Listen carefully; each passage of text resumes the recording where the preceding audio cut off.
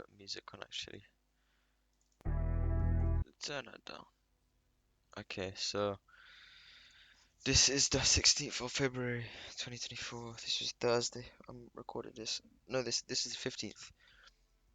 I'm recording it on the first Friday because I've had so much stuff to do. I ain't caught up on it. I've been sorting out the Telegram. But okay, so do you have news today? We had a yen holiday and red news before market open. So let's start off with GGA. Coming on to the 1 hour, we were bullish previously and now have been breaking the structure to the downside. There's a 1 hour demand sitting down here. Can mark this out.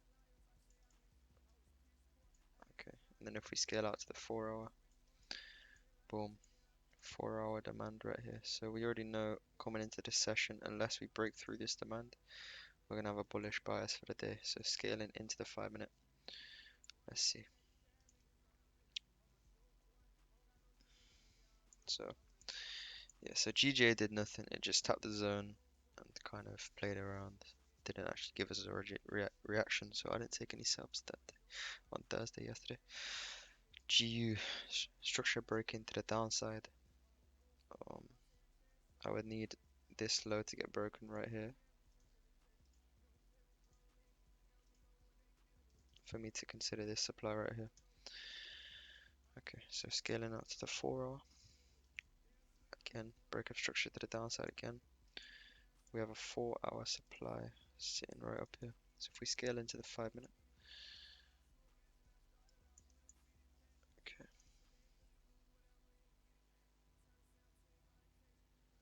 And nothing. We weren't given anything as well on GU. So if we let's go on to EU. 1 hour structure broken to the upside. Gaps above. If we scale out to the 4 hour. Gaps above, but we are bearish on the 4 hour. So it could go either way. We could continue this trend downwards that the 4 hour is showing us, or the 1 hour can start a whole new bullish uptrend. If we scale into the 5 minute, we're clearly bullish. Let's just wait for a sell.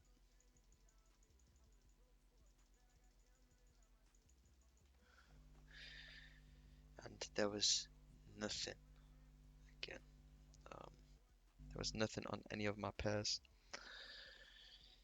So what I did actually end up taking a setup though on Thursday, and I'll show you it right now. And I was anticipating this even on Wednesday night. If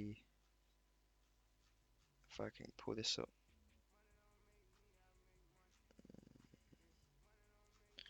Let me pull this up here. Let me turn the music down. Okay, here we go. Let me just pull this up because I don't want you to see this. Okay, you see this?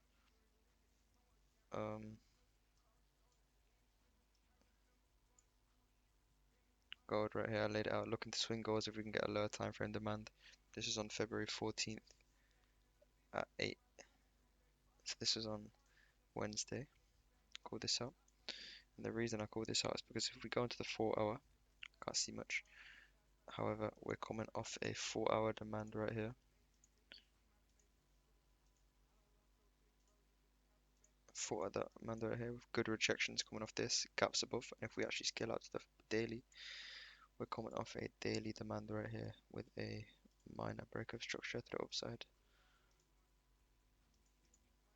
So if we just mark this out. So clear bullish bias, and then if we scale into the 1 hour, we have a break of structure to the upside with sell side liquidity swept here. So I was basically saying if we can get a lower time frame demand, then sure. And then what did we get? We got a lower time frame demand. This was not it. This actually didn't tap. There. So I got in here. Spread got me in about here. About here. overpowered for a 1-to-1.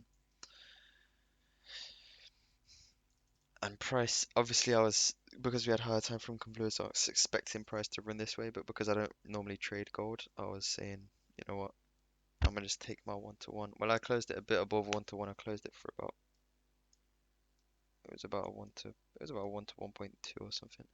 But I was definitely expecting this high to get taken out, and we ended up just pushing up, which I was expecting, but I wasn't gonna, you know, keep holding that when I'm not used to trading gold. I'm just gonna get in, get out. I'm not even. I'm just gonna get back to my pairs. Okay, so that was Thursday.